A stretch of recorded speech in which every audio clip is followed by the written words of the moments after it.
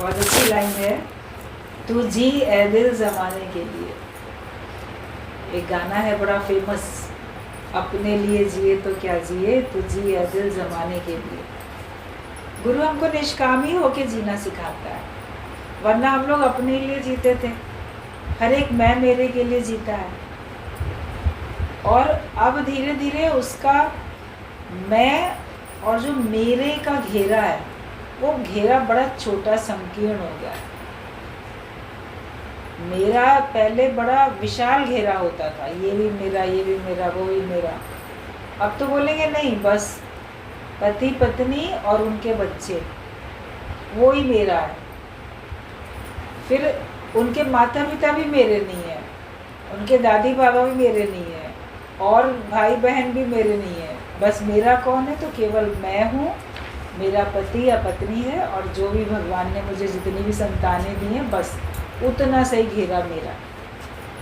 लेकिन गुरु हमको कितनी विशाल सृष्टि में लाते हैं। सारे ही घर तुम्हारे हैं, सारे परिवार तुम्हारे हैं, सब तुम्हारा ही तो है। तो उस विशालता में आते हो तो कितना आनंद है, कितनी खुशी है। गुरु जी बोलते थे, रेस कोर्स के मैदान में जिस नंबर का घोड़ा जीते, तुम ताली बजाओ, तुम खुश हो जाओ। तुमने उस नंबर के घोड़े पे पैसा नहीं लगाया था, तो वो जीता है, तुमको तो फायदा कुछ नहीं मिलेगा। लेकिन हर रूप में मैं हूँ और मेरा ही है सब कुछ। जो भी लाभ किसी और को हो रहा है वो मेरा ही है। कोई और जीता तो समझो जैसे मैं ही जीता, तो हम खुश हो जाए, सब मेरे ही है। तो ये हमारा दायरा कितना बड़ा हो जाता है। और गुरु के पास आने से, सत्संग में बैठने से हमारी इतनी विशालता से पूरी जान पहचान मुलाकात होती है, और हम सबके बन जाते हैं, सब हमारे बन जाते हैं। तब हम जीना सीखते हैं। अपने लिए तो सभी करते हैं, अपने वालों के लिए भी सब करते हैं, लेकिन अब आप हर एक की खुशी में खुश होते हो। चाहिए कुछ भी नहीं। दुनिया में तो लोकारीत है, उसमें जाएंगे, उसमें लेन देन करेंगे तो होगा कि हमें जाना चाहिए, नहीं जाएंगे तो लोग बुरा मानेंगे, या हम गए थे तो हमने उनको इतना इतना दिया था, तो हमारे घर में फंक्शन है तो उनको तो बुलाएंगे ही ना, ताकि हमने भी तो उनके घर में दिया है, तो वो लोग भी आके हमारे घर में शादी ब्याह जो भी फंक्शन होगा उसमें देंगे। तो उम्मीदें भी होती हैं। लेकिन जब ज्ञान मिल जाता है तो हम केवल अपने स्वार्थ के लिए नहीं जीते, अपने मैं मेरे के लिए नहीं जीते, हम सारे ज़माने के लिए जीते। संत तो सबके होते हैं, जैसे भगवान सबके होते हैं, ऐसे संत सबके होते हैं, और वो किसी की भी परवाह नहीं करते। उनके लिए नहीं है तो कोई अपना नहीं है तो सभी अपने। ये भाव हमारा पूरा पक्का ज्ञान में आने के बाद बन जाता है। और गुरु निष्कामी होके जीना सिखाते भी हैं, तो जी ए दिल जमाने के लिए। दूसरों के लिए जीने में आपको खुशी मिलेगी,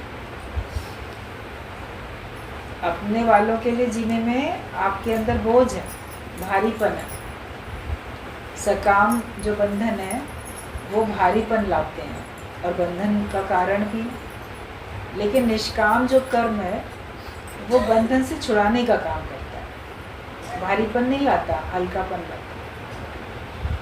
जैसे बताया उसने कि सारा दिन अगर मान लो गुरु के साथ बैठेंगे तो सारा दिन कितनी मौज है, कितना हल्कापन है, और हल्के हल्के होके जी रहे हैं, प्रसन्न है बिल्कुल।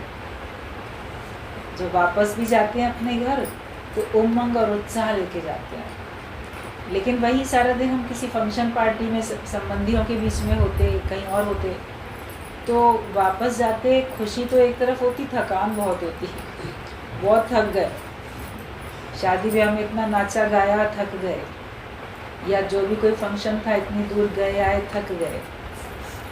और कभी अगर मान लो आपके मन मुताबिक वहाँ किसी ने व्यवहार नहीं किया, कोई बात ऐसी आपको जो पसंद नहीं है, वो बात अगर किसी ने कह दी या किसी और के ज़रिए आपके कानों में पड़ गई, तो आप भारी होके भी वापस जाते। लगता कि हम तो आए थे खुश होने के लिए, और इनकी बातों से तो हमारा दिल ही खराब हो गया, मन खराब हो गया एकदम। जगत में तो ऐसे ही चलता है, उसमें कुछ आप कह ही नहीं सकते पहले से कि हम संसार में जा रहे हैं तो वहाँ से हम सुख लेके लौटेंगे कि दुख लेके लौटेंगे।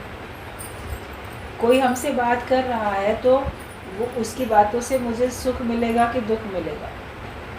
आपको तो लगेगा ना मेरे संबंधी का फ़ोन आया, बड़ी अच्छी बात है, तो आप तो खुशी से बात करना शुरू करोगे। या मेरा तो प्रिय आया ये मेरे घर मिलने के लिए, आप तो बड़े खुश रहोगे, चलो ये मेरे से मिलने आया। लेकिन बातचीत में कभी आपको लगेगा देखो आया तो, मगर उसने तो कैसा कह दिया, कैसा व्यवहार कर लिया। या कभी आपके द्वारा ही, आप वैसे तो बड़ी अच्छी तरह से बुलाते हो किसी को, लेकिन कभी बातचीत करते करते आपके द्वारा ही व्यवहार कभी खराब हो जाता है, तो वो सोचेगा हम तो इनके घर गए थे खुश होने के लिए, देखो इन्होंने कैसा कह दिया। कभी मेहमान कुछ अच्छा व्यवहार नहीं करते, कभी मेज़बान जो होते हैं जिनके घर गए हो मेहमान बन के, कभी उनका व्यवहार खराब हो जाता है। तो जगत में चलता रहता है, लेकिन सत्संग में आप देखोगे आप खुश रहते हैं, क्योंकि यहाँ पे हम किसी से कुछ उम्मीद नहीं करते और हम सबको केवल देने का भाव रहता है, किसी से लेने का भाव नहीं रहता। जो है अपने पास देते जाओ, जब देते जाएंगे तो आप देखोगे आपके पास कई गुना होता जाएगा। अपने अंतर मन को एकदम साफ रखो, शुद्ध रखो। जो बात अभी चल रही थी कि हम सब में भगवान करके देखें, तो हमको तो यही काम गुरु ने बताया, और तत्व से देखोगे ना भगवान आप सबको, उससे आपका मन शुद्ध रहेगा, आपका मन शांत रहेगा। ईश्वर आप भाव रखने से, भगवत भाव रखने से आपके अंदर हल्कापन और प्रसन्नता रहेगी। फिर ये कि अपना बचाव भी करना। इतनी समझ विवेक खुलने के बाद हमको मिल जाती है कि कैसे मैं जब तक जीवित हूँ तब तक कैसे मैं माया से बचूं, मोह से, माया से, कर्तापने से, विकारों से, और किसी प्रकार की धोखाधड़ी से, ठगी से, हर बात से बचें। अपना लोभ होता है तो हम कभी ठगी का शिकार हो जाते हैं, अपना मोह होता है तो हम ठगी का शिकार हो जाते हैं, समझ नहीं होती है पूरी तो हम ठगी का शिकार हो जाते हैं, लोगों की बातों के ऊपर विश्वास कर लेते हैं तो हम ठगी का शिकार हो जाते हैं। कोई भी फ़ोन करके आपको बोलेगा आपको तो ऐसे ऐसा आपके अकाउंट में ये है, कितना डिजिटल अरेस्टिंग के कितने बातें हैं आजकल पेपर में, फ़ोन पे ही तो कह के वो लोग ऐसे आपको बंधन डाल देते हैं और आप उन पर विश्वास कर लेते हो कि जो ये कह रहा है वो सही कह रहा है। अपने स्वयं के अतिरिक्त किसी पे विश्वास नहीं करो, ज्ञान के अतिरिक्त, भगवान के अतिरिक्त किसी पे विश्वास नहीं करो। एक तरफ की बात सुन के कभी विश्वास नहीं करो, आप चारों तरफ की बात समझो, सुनो, दूसरे का भी पक्ष सुनो। अदालत में भी जो जज होता है वो दोनों पक्ष की बात सुन के तो फैसला करता है, तो हमें भी दोनों पक्ष की बात सुन के फैसला करना चाहिए। और ज्ञानी तो सारे फैसले भगवान पे छोड़ देता है, बोले तुम लोग आपस में जैसे चाहो वैसे करो, तो वो हल्का होके रहता है, निष्कामी होके रहता है। एक बार भगवान कृष्ण जा रहे थे, अर्जुन भी साथ में था, तो बातचीत चल रही थी, कर्ण के ऊपर बातचीत चल रही थी।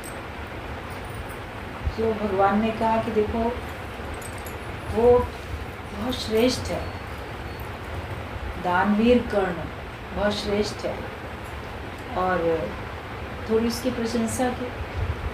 अर्जुन को लगा कि मैं तो इनका परम भक्त हूँ, मित्र हूँ, और ये उसमें ऐसी क्या खासियत है जो ये उसकी इतनी प्रशंसा कर रहे हैं। बोला दानवीर तो बहुत होते हैं, बोले दानवीर तो वो है और भी बहुत होते हैं, लेकिन उसके जैसा नहीं होता, और वो वाकई निष्काम भाव से कार्य करता है।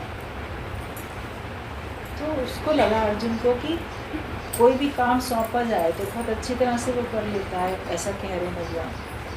तो भगवान ने कहा कि ठीक है, एक दो बीच बीच में ऐसी बातें कभी कभी होती हैं, तो एग्जाम्पल दिला के, दिखा के तब दूसरे को समझाना पड़ता है। तो भगवान ने कहा अच्छा, समय आने पे तुमको पता चल जाएगा, अभी क्या बताएं, कभी देख लेना। तब फिर कुछ समय के बाद में मौसम तो बदलते रहते हैं, बारिश का मौसम आ गया था। अब जब बारिश का मौसम था तो भगवान ने ही युक्ति की, एक किसी ऐसे पंडित को, ब्राह्मण को भेजा अर्जुन के पास, और उसने कहा कि मुझे ना यज्ञ करना है और मुझे चंदन की लकड़ी चाहिए। तो चंदन की लकड़ी जो है वो अभी कहीं मिल नहीं रही है, तो आप मुझे चंदन की लकड़ी का बंदोबस्त करा दो। सूखी लकड़ियाँ चाहिए चंदन की मेरे को। अब देखा जाए तो उस समय अच्छी बात है, इतने चंदन के पेड़ हैं और हम दे देते हैं, लेकिन वो तो बारिश का मौसम था, सारी लकड़ियाँ तो गीली थी। अब जब लकड़ियाँ सारी गीली हैं क्या करें। और उसके भी अपने घर में अर्जुन ने देखा, इत्तेफाक से वहाँ भी कोई चंदन की लकड़ियाँ नहीं थी, स्टोर की भी। तो बोले कि और कहीं भी लकड़ी की टाल पे कहीं नहीं। जो लकड़ी बेचने वाले थे बोले इस समय पे कहीं पर भी किसी के पास भी सूखी लकड़ियाँ नहीं मिल पाएंगी, सब तरफ गीली गीली लकड़ियाँ। तो अर्जुन ने कहा भी अभी तो नहीं मिल सकती, बारिश के मौसम के बाद ही मिल पाएगी। तो वो लौट गया जो आया था याचक, तो उसने कहा कि यज्ञ तो मुझे अभी करना था, चलो ठीक है आप नहीं दे सकते, कोई बात नहीं। फिर वो चला गया, उसको भगवान ने कहा अर्जुन के इसके कर्ण के पास चले जाओ, उसको कर्ण के पास भेज दिया। तो अर्जुन सोचने लगा जब हमारे पास नहीं है, कहीं नहीं है, तो कर्ण के पास कहाँ से हो सकती है, वो कहाँ से भेज सकता है। सब गया तो उसने वहाँ मांगा कि मैं तो ऐसे ऐसे आया हूँ चंदन की लकड़ी लेने के लिए। अर्जुन ने देखा, समझा बात को, बोला हाँ हाँ कोई परेशानी नहीं, अभी सारा बंदोबस्त करवा देते हैं। तो जो कर्ण का जो महल था उसमें खिड़की दरवाजे चंदन की लकड़ी के बने हुए थे।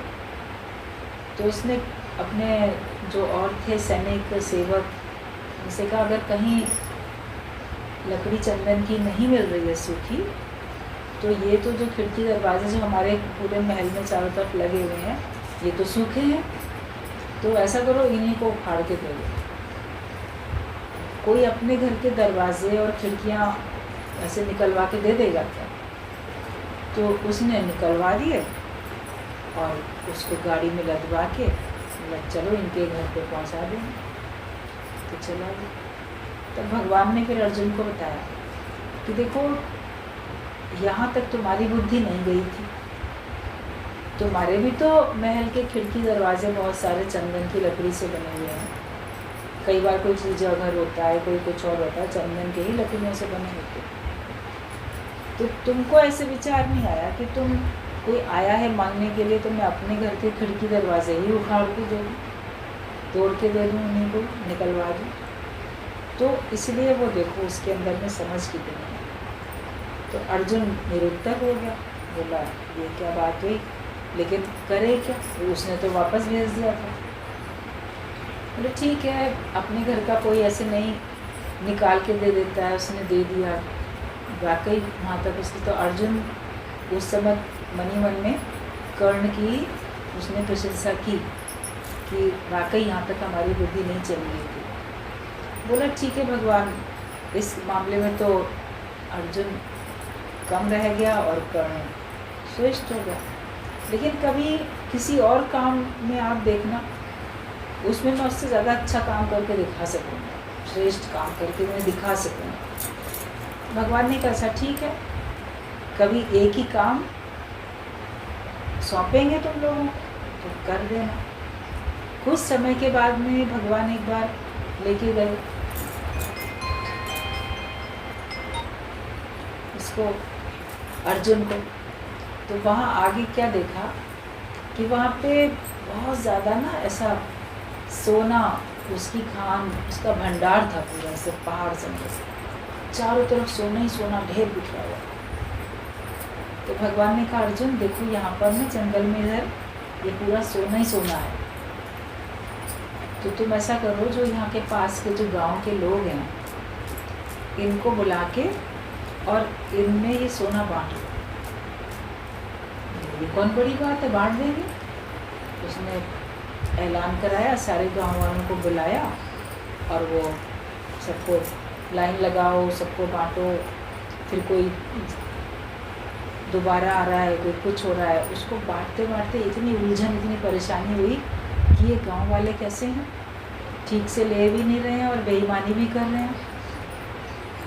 कोई दोबारा चला आ रहा है, कोई इधर दूसरे को धक्का मार रहा है, तो ऐसे कैसे बांटा जाएगा? भी सबको बराबर बराबर ही तो बांटना चाहिए कायदे में। तो उसको बहुत टाइम लगा, थकान हो रही थी और वो बड़ा उलझने लगा। तो भगवान ने कहा अच्छा देखो तुम तो बहुत ज़्यादा उलझ गए। बोले ये लोग हैं ही ऐसे, क्या ऐसा मतलब काम में इतना लोभ लालच है इनमें, ऐसा करते हैं। गाँव वालों की भी वो करने लगा जैसे शिकायत।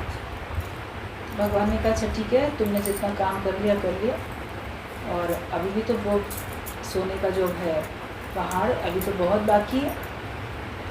सवेरे से लेकर शाम हो गई तो वो ख़त्म थोड़ी हो गया भंडार, अभी कल फिर बटना है, उसमें और बहुत होना है।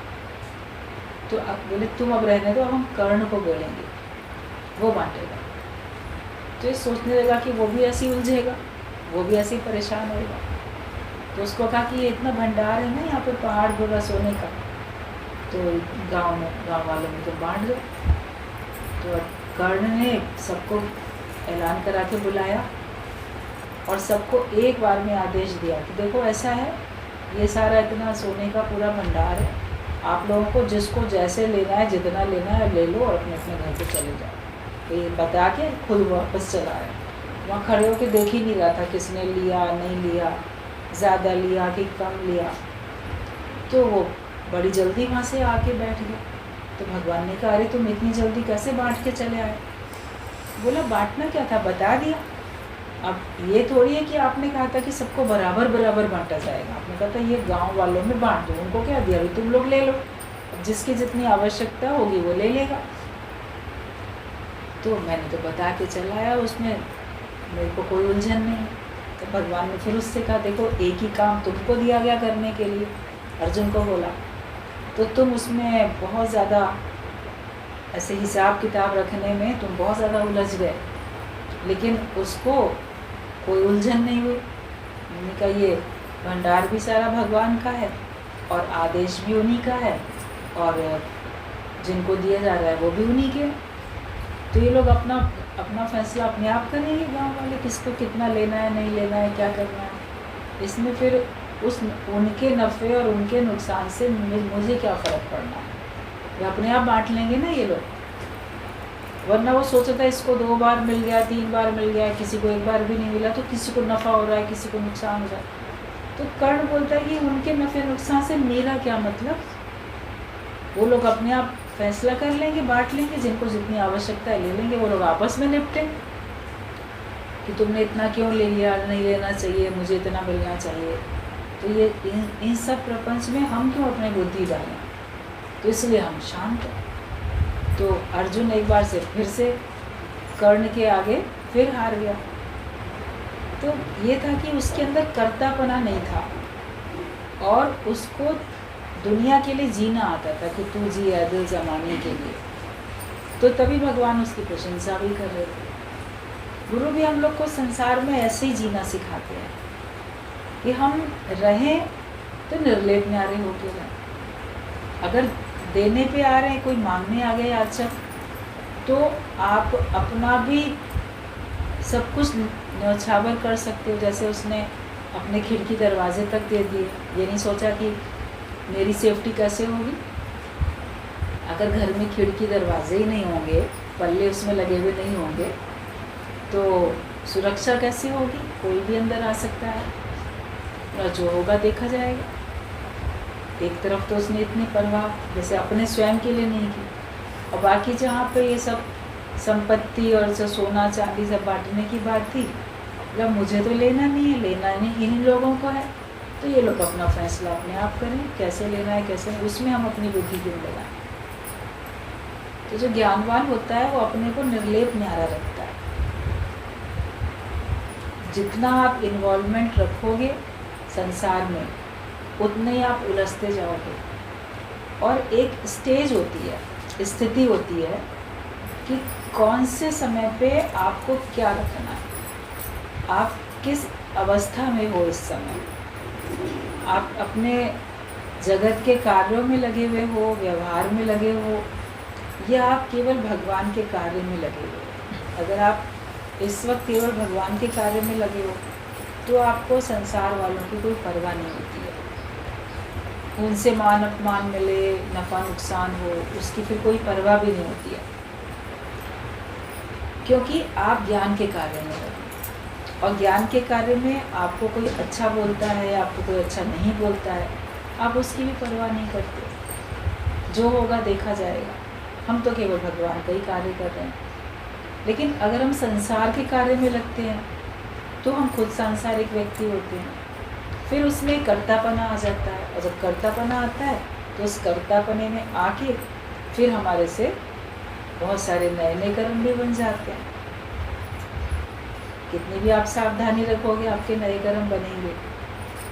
और अगर आप सोचते हो आपके कर्म नहीं बन रहे हैं तो आपका आनंद तो चला गया, आपकी शांति तो चली गई, आपका वो समय जो भगवान के भाव में बीतता, वो समय तो सांसारिक बातों को याद करने में बीत गया।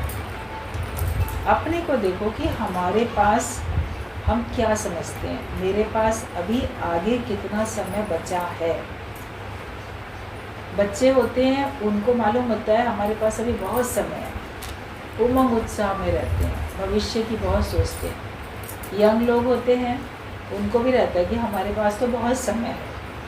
एक मोटे तौर पे रहता है कि हाँ, मनुष्य की आयु जो है, सारी अवस्थाएं आएंगी, बचपन आएगा, फिर जवानी आएगी, फिर बुढ़ापा आएगा, बाद में मृत्यु आएगी। एक चक्र ये मोटे तौर पे सबके दिमाग में रहता है।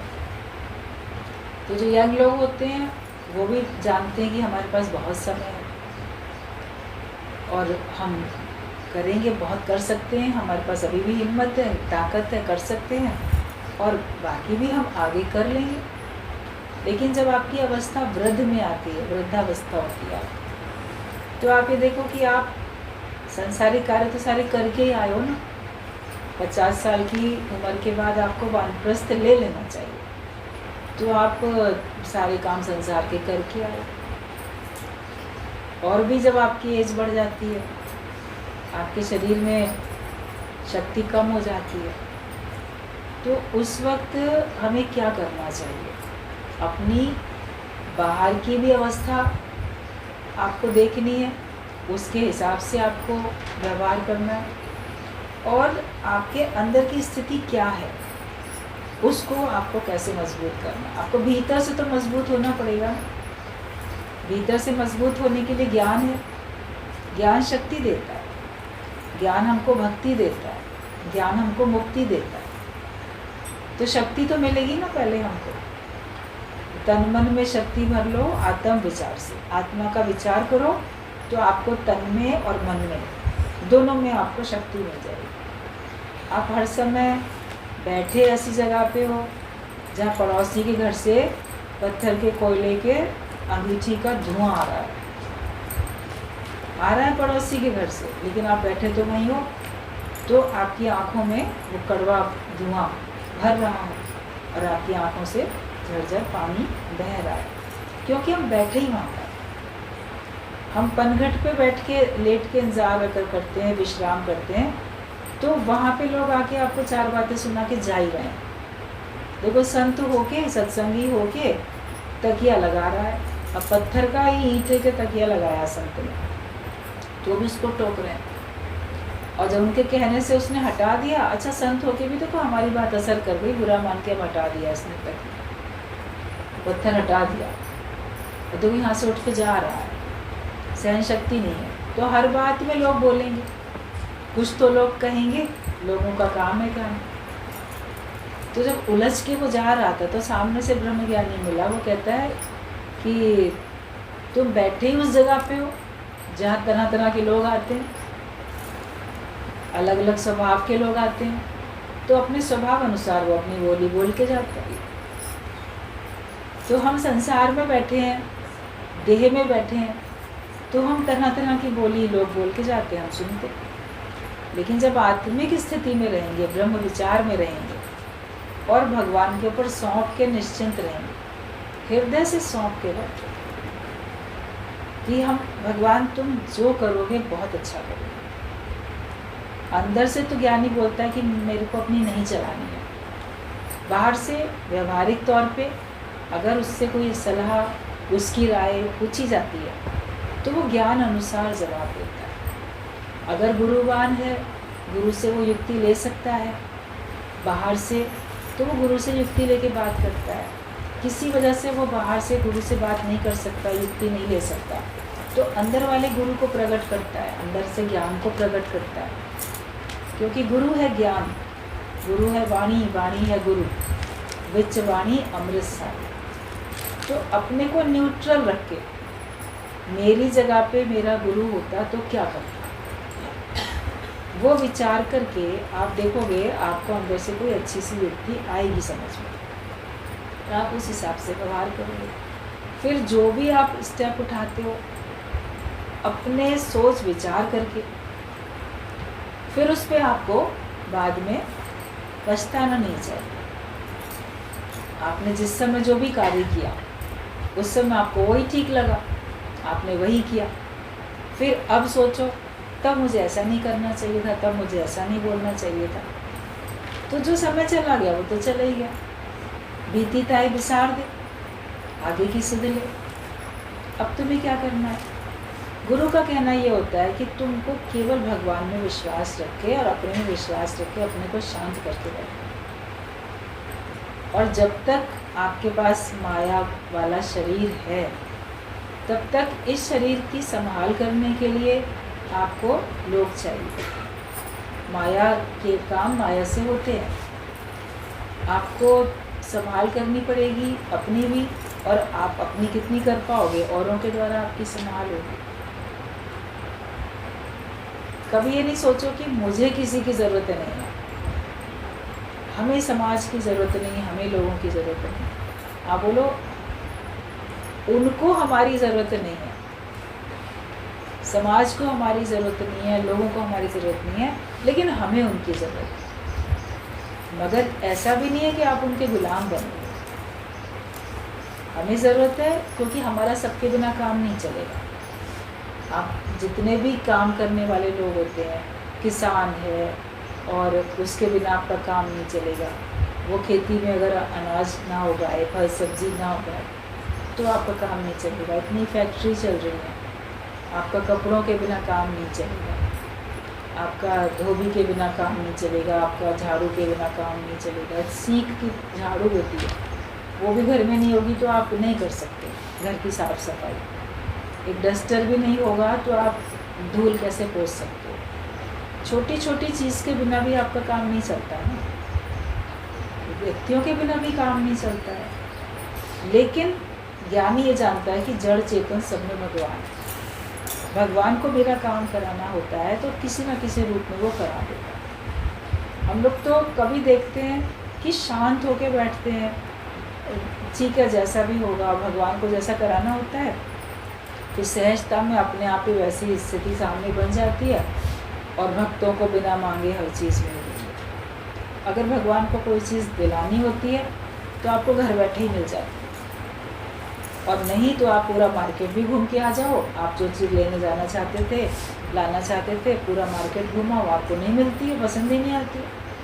आप अपना समय भी 4 घंटे बर्बाद करके आते हो और आप सामान लाते भी नहीं हो। नहीं मिला आज सामान, कितनी दुकानें देखी, पसंद नहीं आया, अब किसी और मार्केट में कल जाएंगे। ऐसे भी तो करके कई बार आए होंगे। और यूँ कभी किसी ने घर बैठे आपको बोला होगा मैं गया था मार्केट में, मैं ये चीज़ लाया था ना, मेरे साइज़ में ना ये जूता चप्पल छोटा पड़ रहा है। एक बार गुरुजी ने बात बताई थी, बोले कि गीता भगवान कहते थे कि तुम अपनी आवश्यकताएं कम करो और तुम नहीं कुछ इच्छा करो, तुमको भगवान घर बैठे ही दे देगा। टाइम भी नहीं मिल पाता था, बोले अच्छा जो होगा देखा जाएगा, नहीं जाएंगे बाजार। तो चप्पल वगैरह जैसे टूट जा रही थी तो मोची से उसमें 2 कील और ठकवा ली, 6 सील 2 कीले से जोड़ दो और फिर चलते रहते थे। तो आखिरकार उसमें भी रिपेयरिंग बार बार तो नहीं हो सकती है ना चप्पल में भी, तो ऐसे ही चल रहे थे। फिर ऐसे एक दिन बैठे गीता भगवान के पास, तो कोई और आई सत्संगी, तो बोली कि अभी मुझे ना बाज़ार जाना है, यहीं से सत्संग के बाद यहीं से ही जाऊँगी बाज़ार। तो गीता भगवान ने पूछा क्या बात है, क्यों जाओगी, क्या लेना है? तो बोलती है कि भगवान कल गए थे मार्केट, चप्पल लाए तो पता नहीं कैसे उसने 1 नंबर छोटा दे दिया। अब 1 नंबर छोटा मिल गया तो कैसे पहनेंगे, हमारा नाप तो ये है, और उसने गलती से 1 नंबर छोटा पैक कर दिया, तो ये वापस करेंगे और उससे अपने नंबर का लेके आएंगे। गीता भगवान ने कहा दिखाओ कैसी चप्पल है, दिखाई। तो गुरुजी तो वहीं बैठे थे, प्रबला भगवान नहीं बैठे थे। बोले देखो तुम्हारे पैर में आएगी ये चप्पल, तो उनके पैर में बिल्कुल सही आ गई, बराबर फिट गया।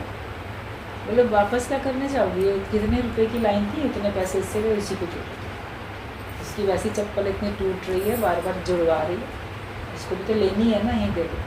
तो उन्होंने बताया था गुरुजी ने कि ऐसे घर बैठे ही चीज़ मिल जाती थी कई बार, और कई बार गए हैं मार्केट तो फिर किसी ने कहा ऐसे ले लो, ये ले लो, ले लिया चप्पल। तो एक सहजता में ज्ञानी का जीवन चलता है कि जो होता है अपने आप से अपने आप होता है, लेकिन अपना जीवन निष्कामी जीवन बनाओ, अपना जीवन ऐसा बने कि हमें कोई कामना ना हो। तुम्हारे लिए भगवान सोचे, हम आधे अधूरे बनते हैं, हम आधा ज्ञान तो आत्मा का समझ के लगाते हैं अपने जीवन में, आधा ज्ञान अपने को देह मान के लगाते हैं, तो नहीं इधर के रहते नहीं उधर के रहते। वन साइडेड होना चाहिए, या तो पूरे आप सत्संगी बनो, ज्ञानवान बनो, या पूरे संसारिक बनो। और जो बीच की स्थिति है उसमें फिर समझदारी रखो। तो ना वो मरे न ठागे जाए, जिसके नाम बसे मन मारे। जिसके मन में भगवान का नाम बसा है वो किसी के ठगे में भी नहीं आता है। और दृढ़ रहो अपने डिसीजन पे, या छोड़ दो और ही लोगों के ऊपर। बोलो ठीक है तुम जानो, तुम्हारा काम जानो, तुम्हें सब लोग को आपस में मिलकर जो करना है आपस में डिसाइड करो, हमसे नहीं बात करो, अपने को अलग करके बैठो। अगर तुम्हारी नहीं चल रही है और तुमको उलझन हो रही है, गुरुजी बोलते थे ज़्यादा उलझन अगर होती है तो आराम से विश्राम करो, बोलो जो होगा देखा जाएगा। और ही लोगों को अब ज़्यादा अपनी सलाह नहीं है, बोलो ठीक है न्याय तो नहीं कर लेना, बराबर का न्याय तो नहीं कर लेना। अपने आप को अपने आनंद से, शांति से ज्ञानी वंचित नहीं रखता है। ये सबसे बड़ी चीज़ है, आपके मन की शांति सबसे बड़ी है। आज आपका मन अगर अशांत है और उसमें अगर आपका हार्ट फेल हो गया, उसमें आपके ब्रेन हेमरेज हो गया, उसमें आपके प्राण चले गए, तो पता नहीं कौन से विचार रख के फिर जन्म मरण के चक्कर में जाओगे। अभी तो ज्ञान में आने के बाद तो सबको पता है ना कि एक पल का भी भरोसा नहीं। पता पहले भी था मगर अपने लिए नहीं पता था। औरों को देख के बोलते थे हाँ वाकई एक पल का भरोसा नहीं, देखो एक्सीडेंट में चला गया, ऐसे हो गया, कहीं आतंकवादियों ने देखो कैसे मार दिया, कहीं कुछ हो गया, कहीं बच्चे नहाने जाते हैं पानी में डूब जाते हैं तालाब में, कहीं कुछ हो जाता है, अचानक से हादसे होते रहते हैं। तो अपने लिए भी तो पक्का है ना कि हम आज हैं तो हम कल नहीं हैं। तो अंदर से तो आत्मिक निश्चय रख के बैठो, अब बाहर से अपने विवेक का करो इस्तेमाल, और जो निर्णय लो उसके ऊपर फिर एक सिरे से पक्के दृढ़ता से अपने आप को खड़ा करके रखो, तो करके फिर पछताओ भी नहीं, पहले ही सोच विचार करो, वरना बिना विचारे जो करे सो पीछे पछताए। हमारा नुकसान हो रहा है अगर हमें महसूस हो रहा है कि ये शत्रु है, ये मेरा नुकसान करेगा, तो आपको उससे बचना ही होता है। सांप है हमको डंक लगाएगा, शेर है हमको खा जाएगा, हाथी है हमको कुचल देगा, या ये व्यक्ति है ये मेरे आनंद और शांति को ही ख़त्म कर देगा, या मेरी धन संपत्ति को ही ले लेगा। लोग वाला आपसे आपकी सारी धन संपत्ति लेके आपके हाथ में कटोरा पकड़ा देंगे तो आप क्या करोगे? संसार में तो देख ही रहे हो ना, सगे माता पिता को प्रॉपर्टी लेके लोग वृद्धाश्रम में छोड़ाते हैं, कभी तीर्थ में छोड़ाते हैं, कभी स्टेशन पे ऐसी कहीं और छोड़ाते हैं, किसी मंदिर के बाहर छोड़ाते हैं। ये सब आप अगर थोड़ा सा भी जागरूक होकर समाज में देखोगे तो ये कितना हो रहा है। अब वो सब आंसू बहाते रहते हैं, सगे बेटे बहू ने ऐसा कर दिया, सगे बेटी दामाद ने ऐसा कर दिया, कहीं कुछ कहीं कुछ। एक सत्संग में आती थी तो उसको एक ही लड़की थी और लड़की भी बहुत अच्छी, शादी हो गई, इंडिया से बाहर उसका पति और वो वहीं चले गए, बहुत पैसा सब कुछ। और इधर उसने भी बाद में सोचा लड़की भी कहे, क्योंकि इसके पति भी नहीं था, पति भी चला गया जब, तो हुआ कि अब कौन ज़्यादा देखभाल करेगा, तो लड़की के पास ही जाके रही, बहुत कहे नहीं ऐसे वहीं आ जाओ। अपना सारा बढ़िया घर बेच बात सब करके और वो भी चली गई दूसरे देश, और वहाँ पे जाके फिर एक इकलौती लड़की है, सारा कुछ उसी को ही दिया जाएगा, ये भी उसको पता है। उसके बावजूद भी उसके साथ इतना दुर्व्यवहार हुआ और वो इतनी पछता गई, मैं दूसरे देश में आ गई हूँ, मैं क्या करूँ, सत्संग भी छूट गया, अपना देश भी छूट गया। फिर किसी कारण से कैसे तैसे करके वापस वो इंडिया आई, और जो कुछ उसका थोड़ा सा कुछ और कहीं और बैंक में उसका कुछ भी था, फिर उसने अपना कोई किराए का घर लिया, फिर सत्संगियों के पास रही। तो सच्ची बात बता रहे हैं, लखनऊ की बात बता रहे हैं, सच्ची बात। तो कैसे उसने अपना जीवन बिताया, कहीं कुछ पता नहीं, दुनिया में बहुत कुछ होता है।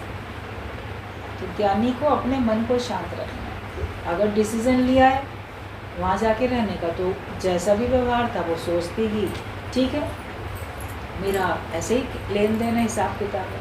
वरना पहले जब सब लोग उसको समझा रहे थे, आप नहीं जाओ, आप इधर ही रहो, हम लोग देख लेंगे, सत्संग के लोग देखभाल कर लेंगे, या कुछ भी कैसे भी और लोग देखेंगे। तो कभी मन कुछ सोचता है, कभी मन कुछ सोचता है। माया में तो कोई कह नहीं सकता कि अगले ही पल क्या होगा, कौन अभी आपको बहुत अच्छा बोल रहा है, कौन कब क्या बोलने लग जाएगा। लेकिन ज्ञानवान अपने आप को बिल्कुल शांत और स्थिर रखता है। उसके बावजूद भी वो दुनिया में सबके ऊपर विश्वास करके बैठता है, क्योंकि विश्वास से ही दुनिया चल रही है। दादा भगवान बोलते थे, जो जेंट्स लोग जाते हैं नाई की दुकान में अपनी शेव बनवाने के लिए, तो एक नाई के ऊपर भी विश्वास करके तो बैठते हैं कि ये मेरी दाढ़ी बनाएगा, हजामत करेगा, ये कोई मेरे गले की नस नहीं काट देगा। वरना उसकी तो उस तरह होता है इतना तेज़, तो वो ज़रा सा भी अगर तेज़ ऐसे कर दे तो उनकी सांस की नली कट जाए, तो प्राण चले जाए। लेकिन उसको भी तो अपना शीश, अपने गर्दन एक विश्वास के ऊपर ही तो रख के बैठते हैं। तो लेकिन विश्वास से ही दुनिया चलती है, तो कहीं ना कहीं पे आपको विश्वास करना ही पड़ता है। उसके बावजूद भी आपको ये परख जब हो जाए कौन आपका वास्तव में हितैषी है और कौन नहीं, तो उसको देख के समझ के फिर हमको अपना कोई स्टेप उठाना चाहिए। तो ये व्यवहारिक ज्ञान होता है। गुरु के ज्ञान से हमारा व्यवहार भी और हमारा परमार्थ भी दोनों ही सिद्ध हो जाते। अंदर से उसके अंदर व्यवहारिक बुद्धि होती नहीं है, लेकिन बाहर से वो व्यवहार करता हुआ दिखता है, मगर उसमें वो सक्सेसफुल होके रहता है, सफल व्यक्ति बन के रहता है। तो हमें अपने मन को भी और अपने मुख को भी दोनों को बंद करके रखना है, शांत करके रखना है, मौन में रहना है। और संतोष में रहना।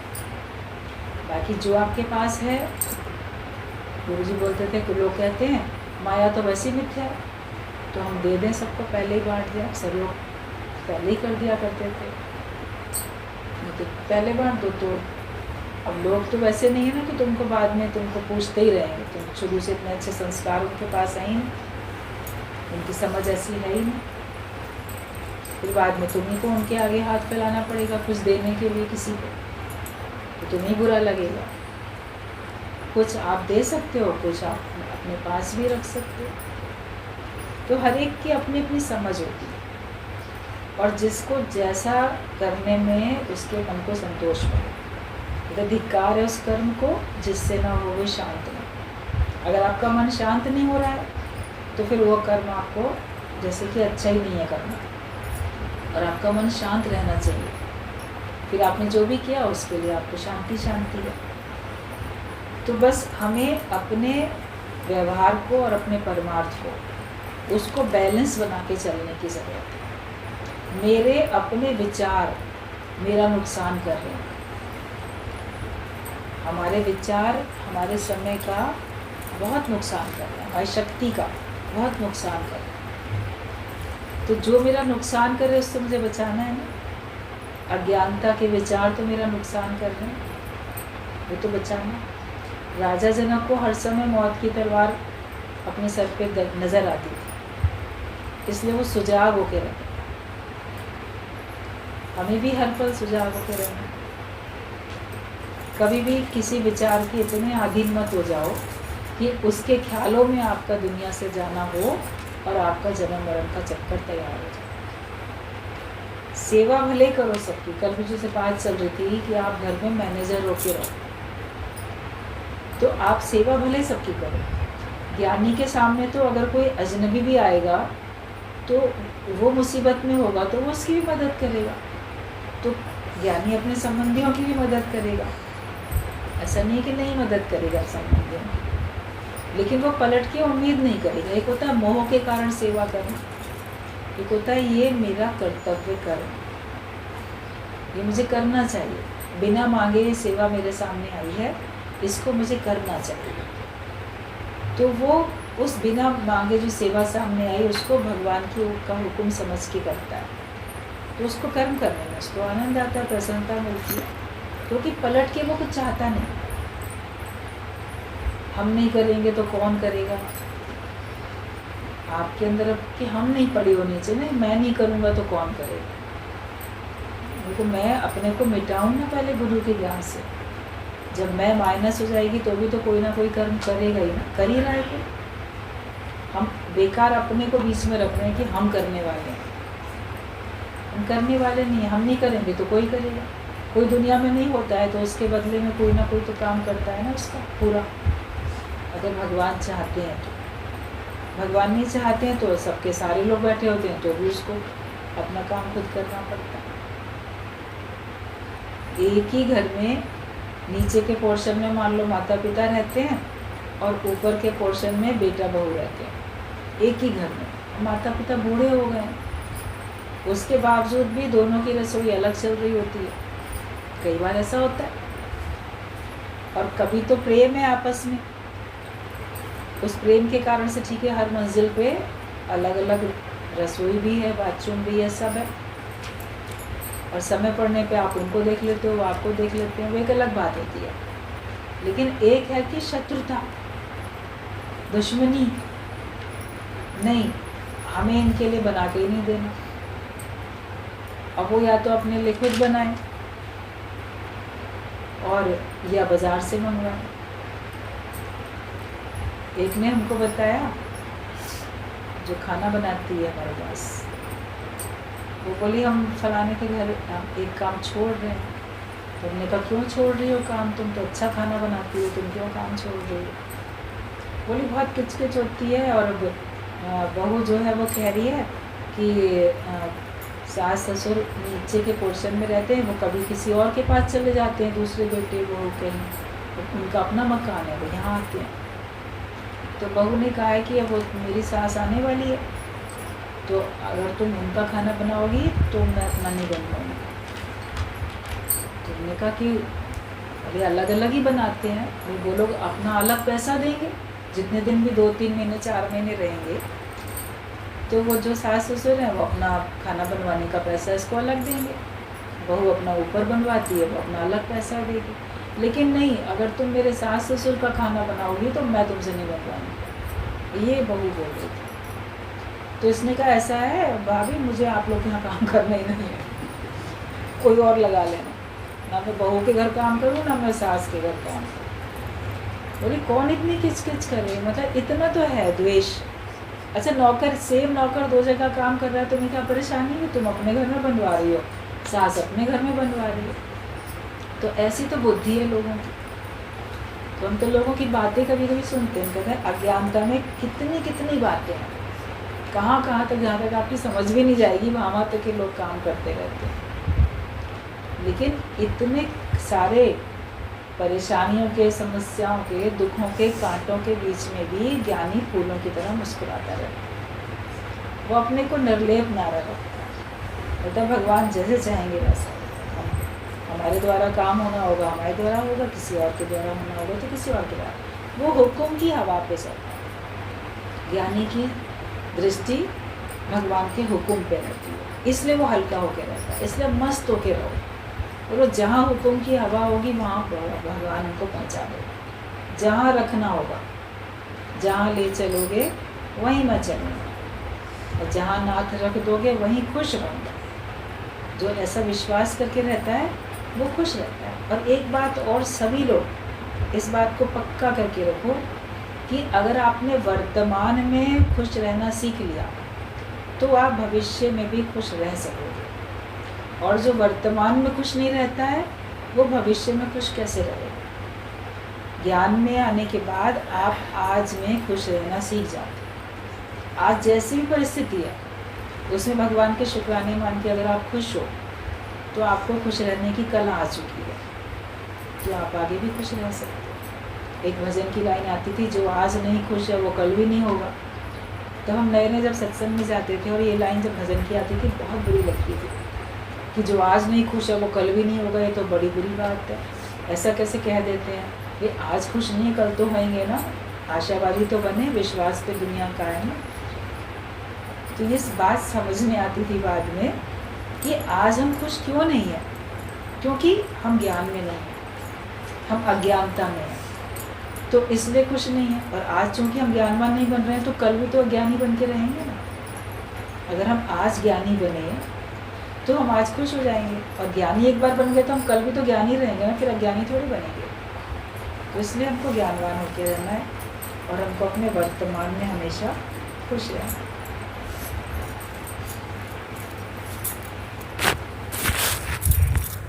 अपने व्यवहार और परमार्थ को बैलेंस बना के सब